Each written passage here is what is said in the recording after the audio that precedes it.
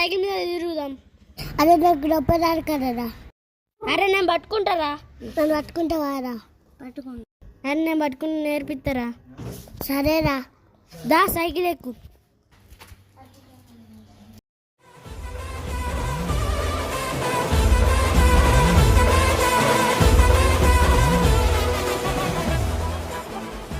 అరే రైడింగ్ కోవద్దా?